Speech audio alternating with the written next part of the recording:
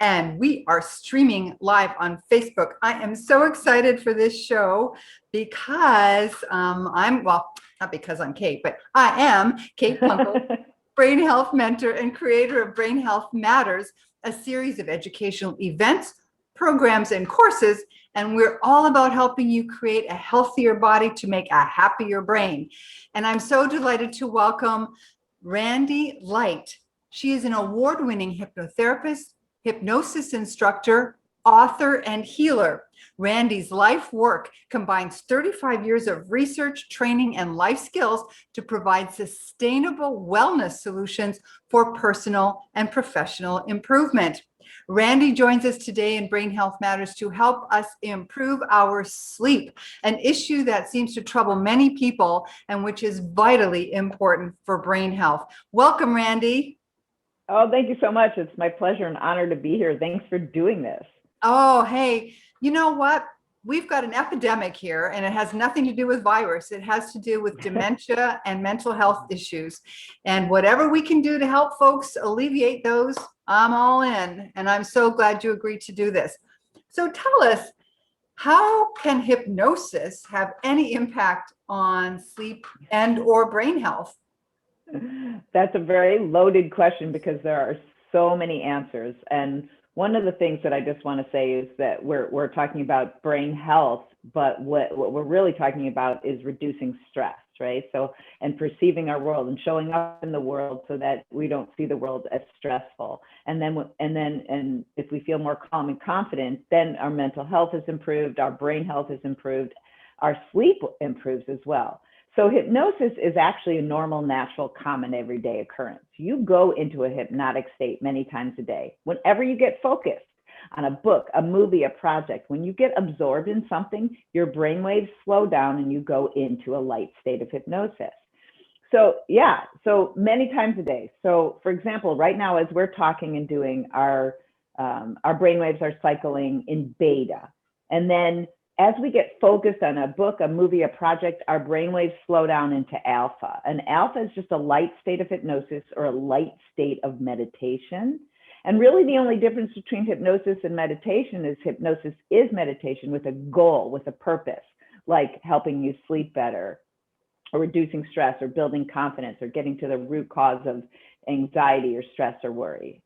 So when we're thinking and doing and moving and having our 60,000 thoughts a day, where brainwaves are cycling in beta, but whenever we get focused on that book, movie, project, our brainwaves slow down into alpha, and alpha is that light state of hypnosis.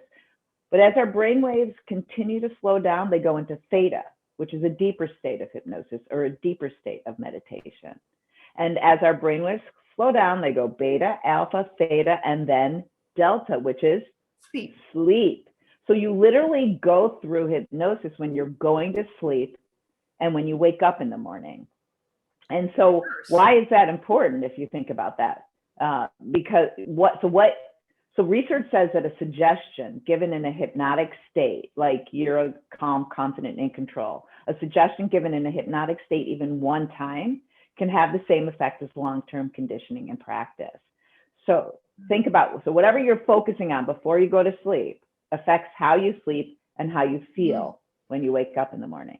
Oh boy, I'm not a worry wart. I really am not, but I do have like a gazillion things going on in my mind. And I do try to shut down like a couple of hours before I'm going to bed because otherwise I don't go to sleep.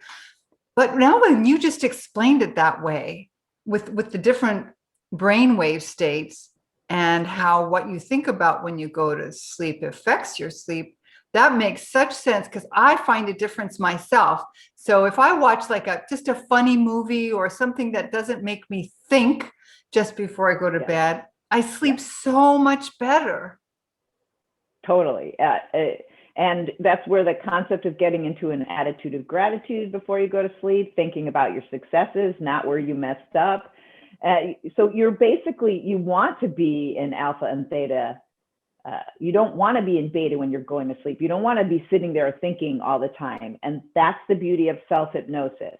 So actually, when you are watching TV, if we measured your brainwaves, they'd be cycling in alpha, that light state of hypnosis, 2/3 of the time. So 2/3 of the time you're in that hypnotic state. Runners, when they're running, they get into alpha, and that's hypnosis. But any athlete or performer when they're performing their very best, they're in alpha, the zone, that ideal performance state. Right. So it's common. A beautiful thing, I know you didn't ask that yet, but a beautiful thing is to figure out a way to get focused instead of let your 60,000 thoughts ramble all over the place when you're going to sleep, right? Because then your brain waves will start slowing down. And you could be focused on anything. You could be focused. I used to do my own version of self-hypnosis. I'd literally imagine myself getting up out of my bed. I had this mirror next to my bed. I'd look at it and imagine what I was wearing, even wearing nothing. It's your creative mind, right? But you could change it right there. But what you're doing is you're focusing all of your thoughts. And then I would imagine myself leaving my home, leaving my bedroom. You might hear the door opening if your door is locked, footsteps, and then I would go down the stairs, and I'd really try to get involved in going down the stairs, maybe hearing, not everybody hears, but feeling myself going down the stairs, feeling what it feels like to open the door and head towards the street or to the beach. And usually by the time I'd get down the stairs, I'd be asleep. It's fascinating. Oh, wow, that is so clever. I've been doing this it's a circular breathing thing where you breathe in for 7 seconds, hold it, and then breathe out for 7 seconds, hold it. And I'm finding that is helping a lot because it seems to be putting me in a different state. So maybe that's where I'm going with that. I never really thought about what it was doing to my brain, except that the breathing seemed to help. Right. So you're focusing, right? You're focusing on counting in, holding, and releasing. So you're focusing your thoughts, and then you're also activating your calming, your parasympathetic nervous system because of the type of breathing that you're doing. So that's two things. So breathing is a great thing to do before you go to sleep.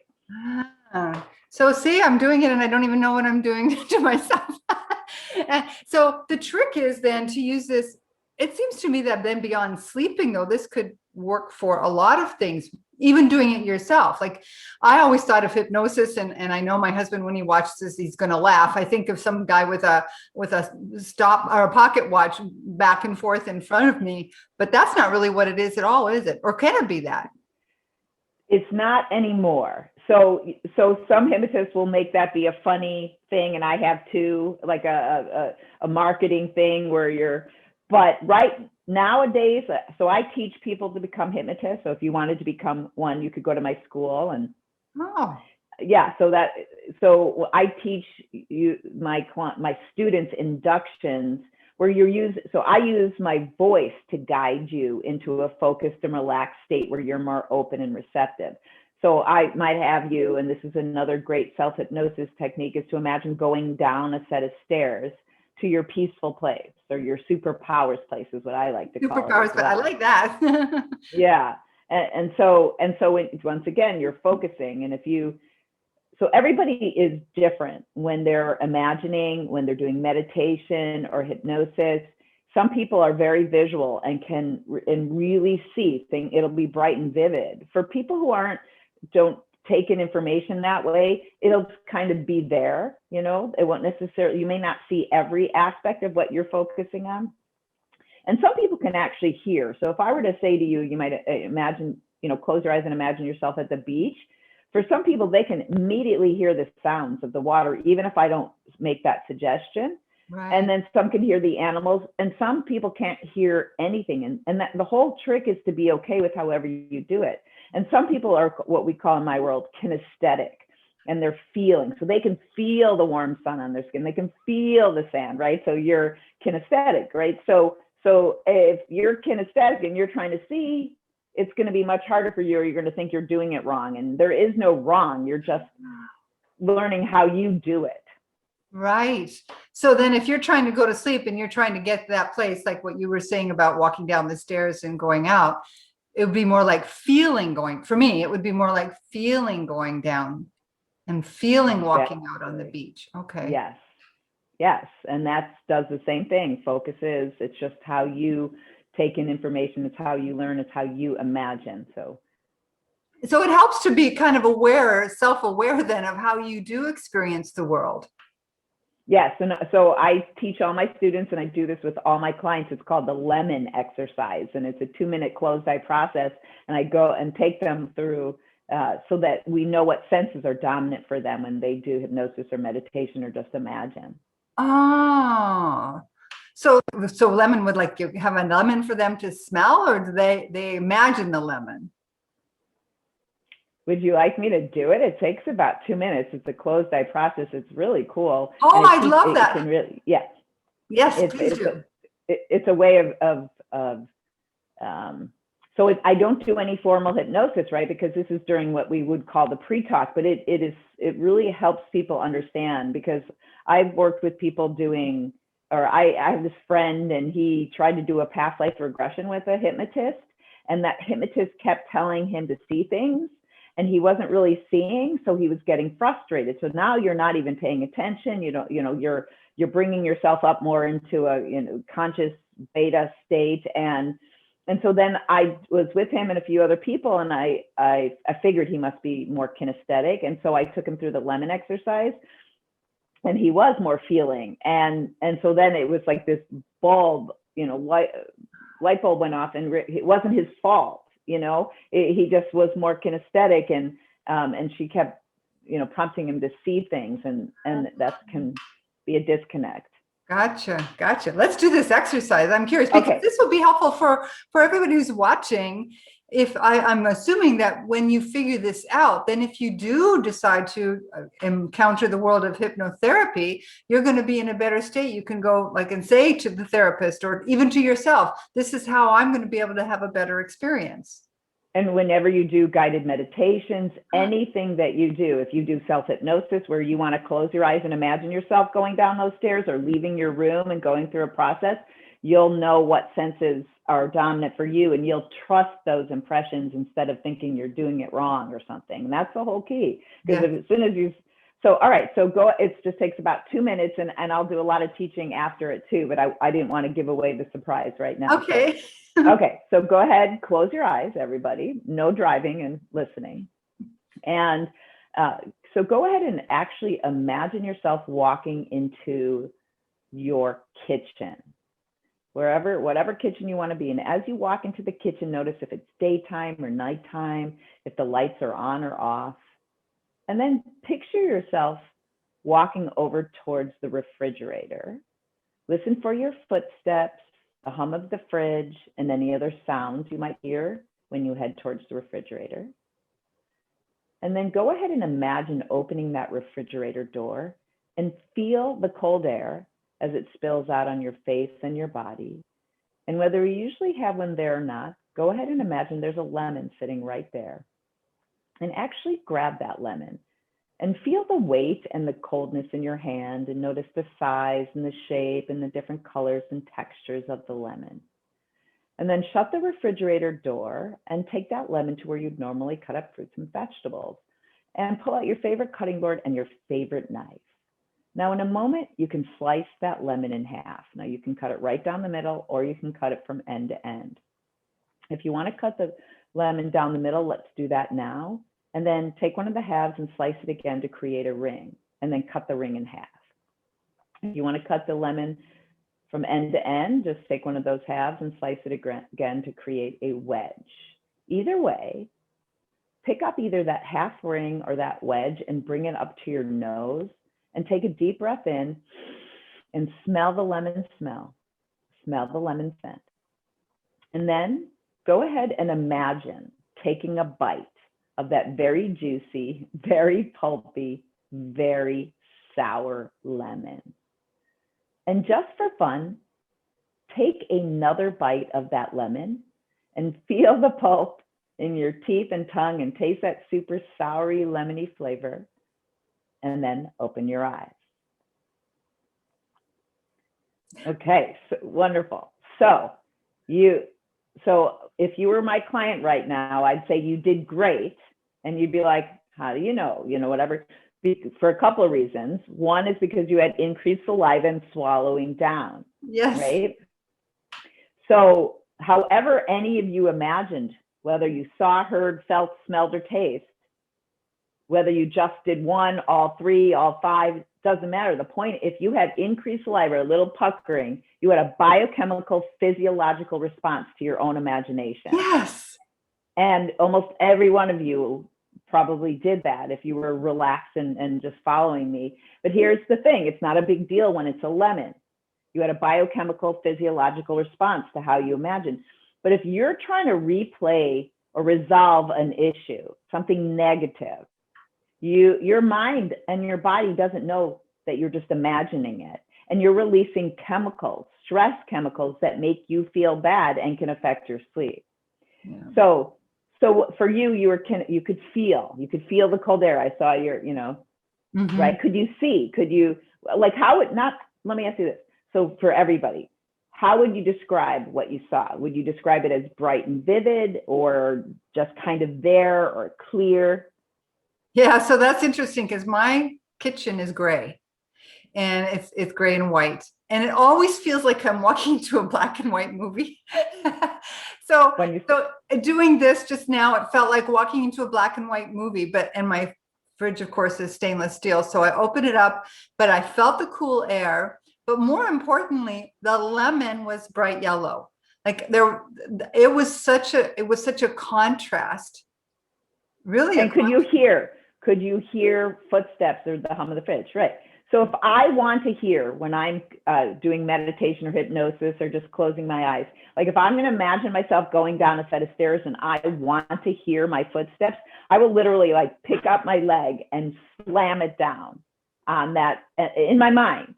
Right. And then I can hear it. But that's the only time I don't hear. You have to really, because that's not my dominant sense. It's not really. And so there are many people who are not auditory, and then there's many who aren't feelers too, right? You feel, and oh yeah, yeah, for sure. So you just have to be okay with how you did it, because almost every single one of you had increased saliva and swallowed down, and your mind and your body cannot tell the difference between what you are vividly imagining and what's actually real.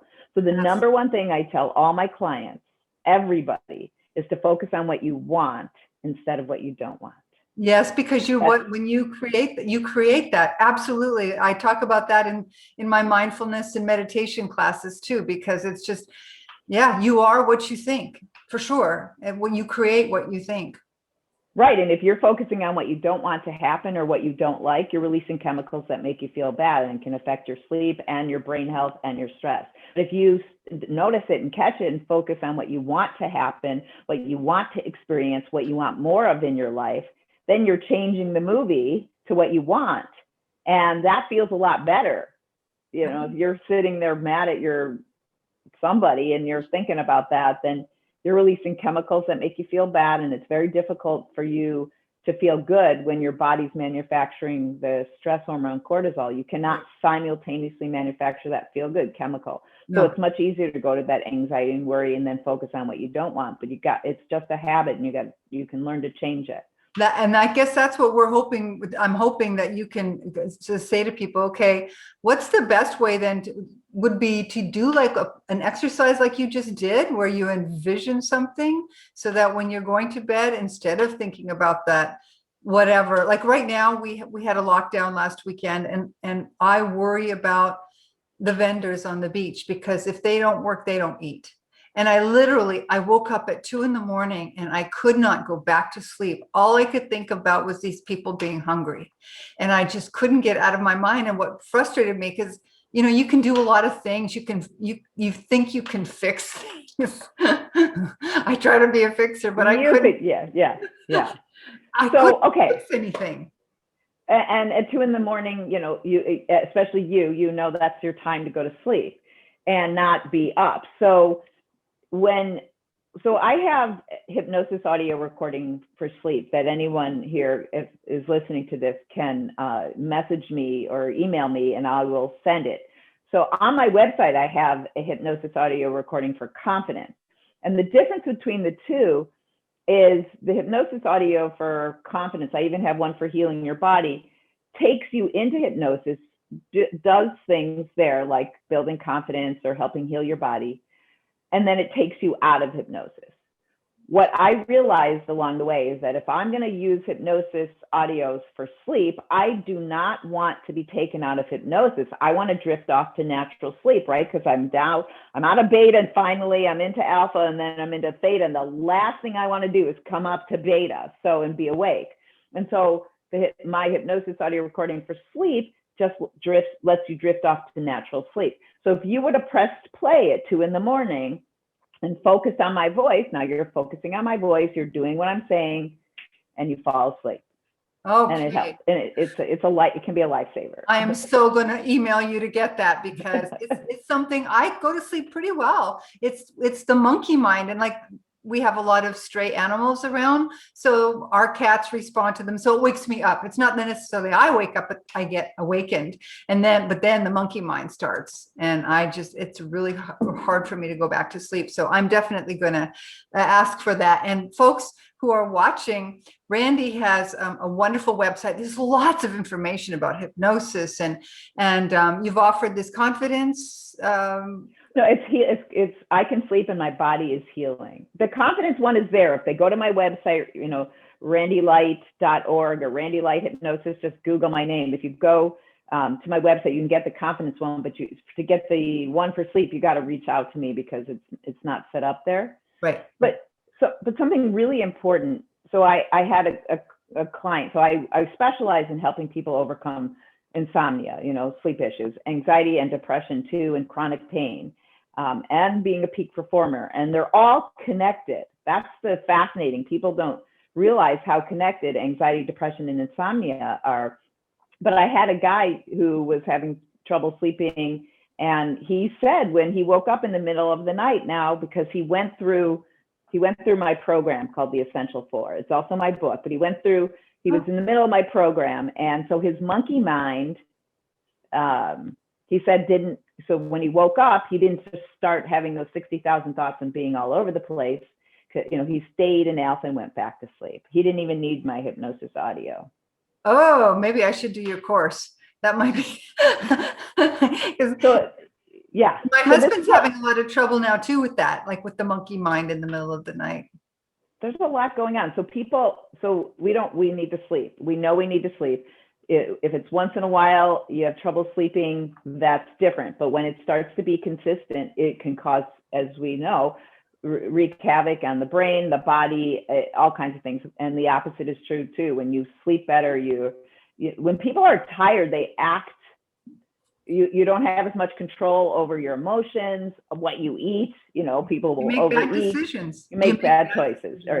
Yeah, exactly. So this is a training manual for hypnotists, but it's also 4 sessions that I believe virtually every person on the planet would benefit from going through.